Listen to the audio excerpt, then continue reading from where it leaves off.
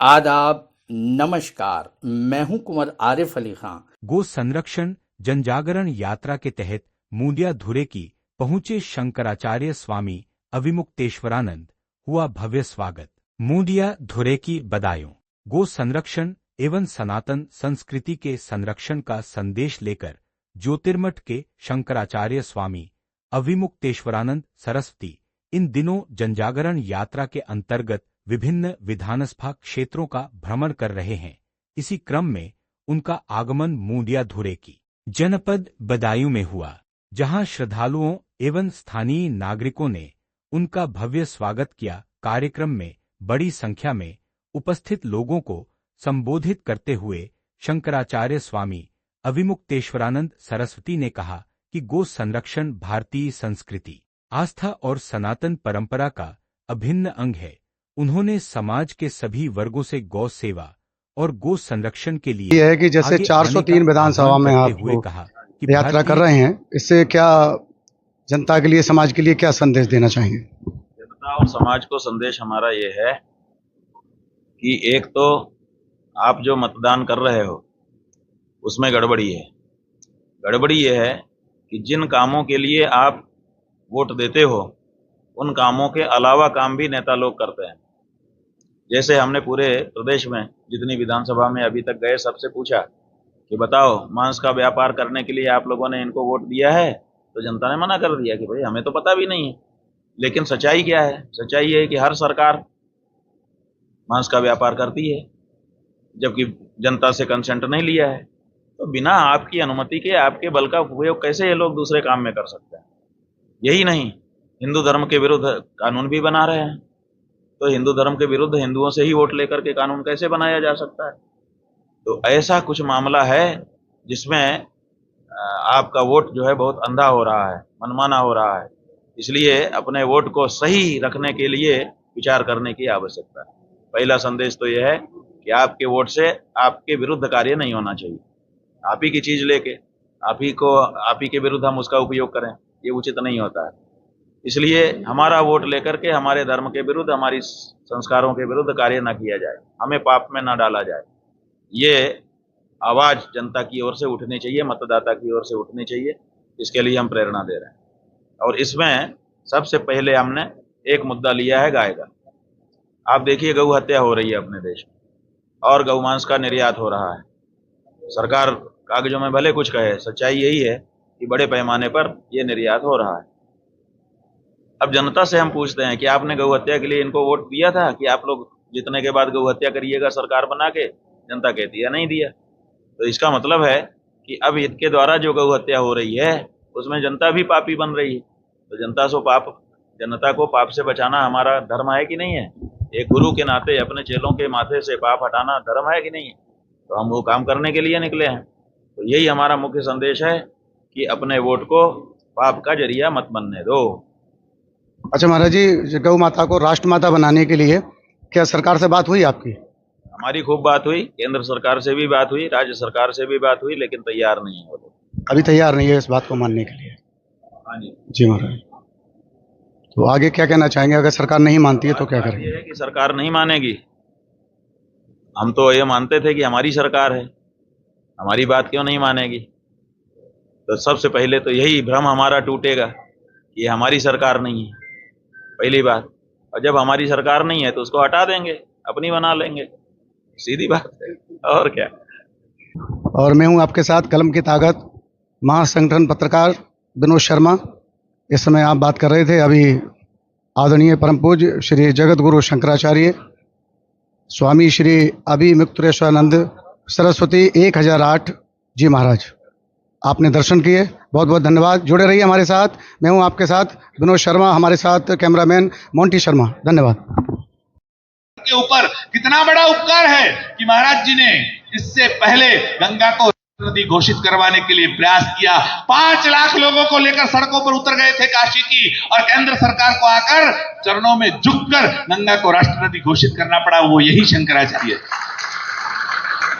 राम जन्मभूमि आपको मिली, आप बड़ा आनंद से उत्सव मनाया आपने, और आपने कहा राम जन्मभूमि मिल गई। और लोग ऐसा समझते हैं आज तक कि भारत की सरकार ने दे दी। नहीं, सुप्रीम कोर्ट के कारण मिली। और सुप्रीम कोर्ट में केस जीतने वाले, हाई कोर्ट में केस लड़ने वाले कौन थे? यही शंकराचार्य थे, जिन्होंने हाई कोर्ट में केस लड़ा।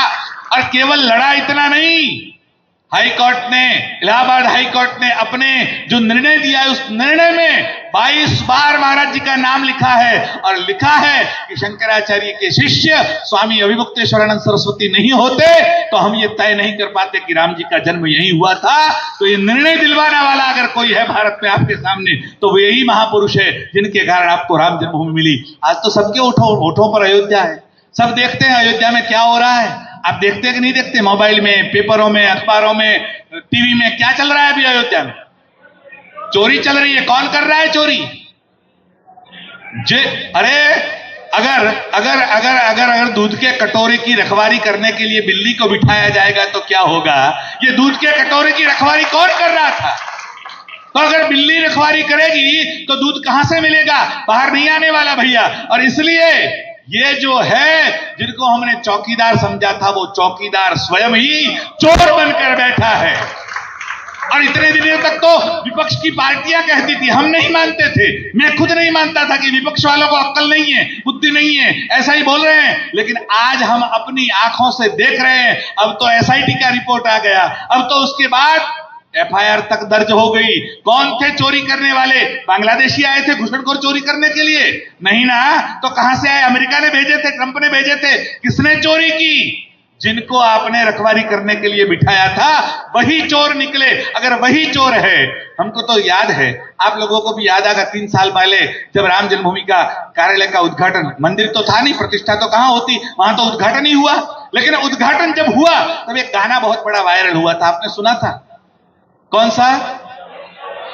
मेरी झोंपड़ी के भाग आज खुल जाएंगे, राम आएंगे। उस गाने का मतलब तब तो हमको पता नहीं चला, लेकिन अब पता चल रहा है कि इन लोगों की झोंपड़ी में जिसके पास साइकिल थी, उनके घर में सोने की ईंटें पहुंच जाएगी, वो हमको पता नहीं था। वो गाने में वही कह रहे थे कि मेरी झोंपड़ी के भाग आज खुल जाएंगे, राम जी अयोध्या में विराजमान हो जाएंगे। आज पता चला कि गाने का मतलब कुछ और था। इसलिए हमको यह सोचना पड़ेगा, समझना पड़ेगा कि जो लोग श्रेय लेते थे कि राम जन्मभूमि हमने दिलाई, नहीं, राम जन्मभूमि दिलाने वाले यही शंकराचार्य है। इतना ही नहीं, जब राम सेतु टूट रहा था, दक्षिण भारत पहुंच गए, चारों शंकराचार्यों का सम्मेलन करवाया, पब्लिक को सड़क पर ले आए, कोर्ट में मुकदमा किया, और राम सेतु को टूटने से बचाने वाले यही शंकराचार्य थे, जिन्होंने राम सेतु टूटने से बचाया। एक दो नहीं, बार बार हिंदुओं की बात जहां भी आई तब वो खड़े हुए। और किसी पार्टी के लिए नहीं।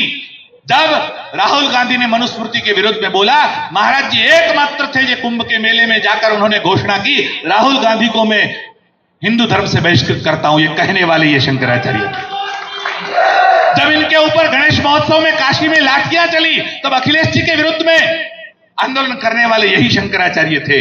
और चाहे भाजपा हो, चाहे सपा हो, चाहे बसपा हो, चाहे कांग्रेस हो, हमारा लेना देना किसी पार्टी से नहीं है। हम जो है दूध का दूध, पानी का पानी, खुल्लम खुल्ला जो है कहने वाले अगर कोई है तो हमारे शंकराचार्य है। इतनी हिम्मत कोई नहीं कर सकता। हम सोचते हैं शंकराचार्य का पद मिल गया, इतने बड़े पद पर बैठे हैं, इतने बड़े पद पर उनको क्या करना चाहिए? माला घुमाना चाहिए, मठ में बैठना चाहिए, लोगों को ज्ञान देना चाहिए, अभ्यास करना चाहिए, वेदांत पढ़ाना चाहिए।